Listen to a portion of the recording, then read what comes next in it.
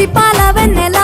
నేలన పారబోసినట్టు పూసెనే గునుగు పూల తోటలు పచ్చి పసుపు గొమ్ములో పసుపు తీసి రాసినట్టుగా పూచె తంగెడు కొమ్మలు వేల రంగుల పువ్వులో బతుకమ్మని చీరలు కోరేటిలో కలువలో